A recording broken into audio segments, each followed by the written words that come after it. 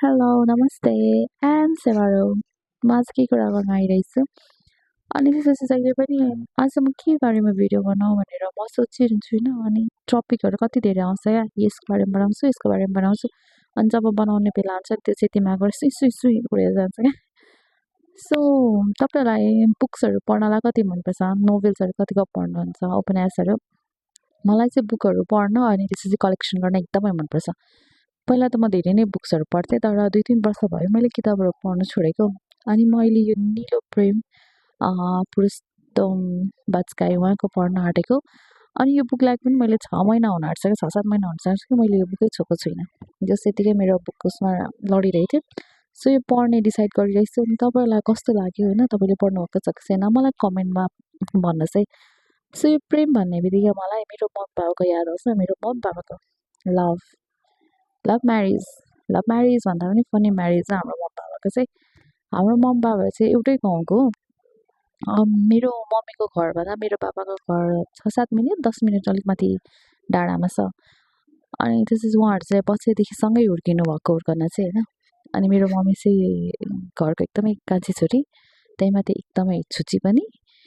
अनि अब कसैले रिस्टायो भने डाङडाङ कुट्दिने होइन ढुङ्गाले पायो ढुङ्गाले हँसेले हँसे आफूले जेले पायो त्यसले कुट्दिनु हुन्थ्यो क्या अब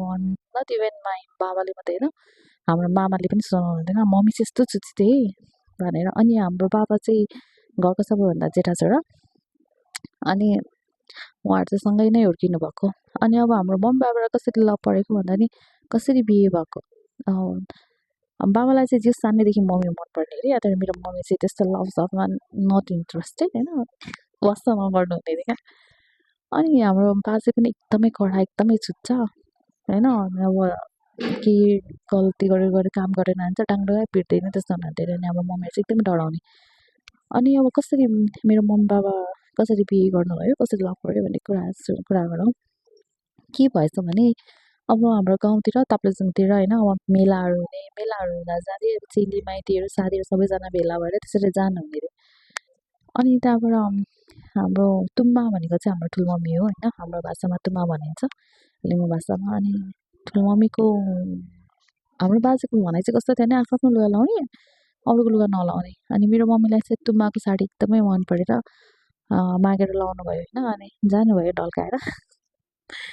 जानुभयो अब मेलाहरू घुम्नुभयो रमाइलो गर्नुभयो साथीभाइहरूसँग अनि हाम्रो बाबाहरू पनि सँगै हुनुहुन्थ्यो अरे अनि के भएछ भने मेरो मम्मीको साडी चाहिँ कतै अड्केर च्यातियो अनि अब च्यातिएपछि अब त हाम्रो मम्मीहरू अलिक सानै एजको भनौँ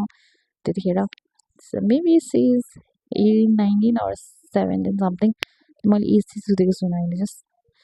अनि त्यहाँबाट साडी च्यातियो ल मम्मीलाई त अब साडी च्यातेपछि त अब बाजे त कडा हुनुहुन्थ्यो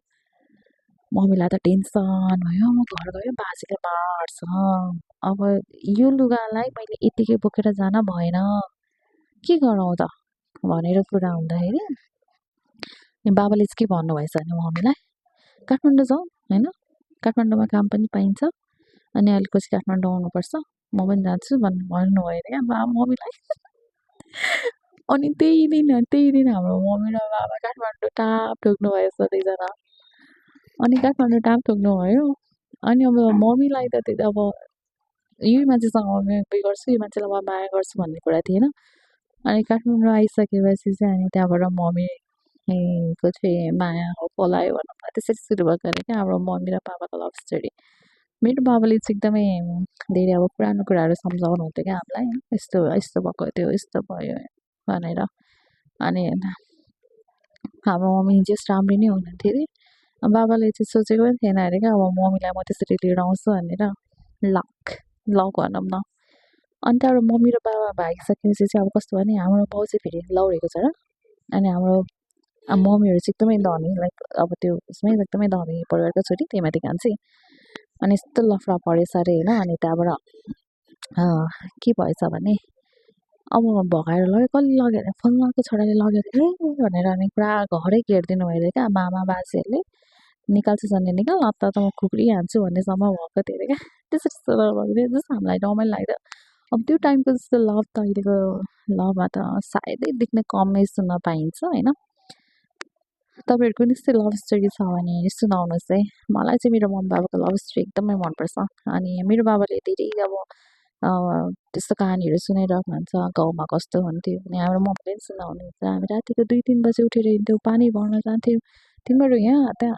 काठमाडौँमा त त्यस्तो हुँदैन नि त जस हामी मम्मी बाबाले त्यसरी हुर्किनु भए पनि हामीले चाहिँ राम्रोसँग हुर्कने पायौँ होइन तपाईँहरूको त्यस्तो केही छ भने सुनाउनुहोस् है त बाई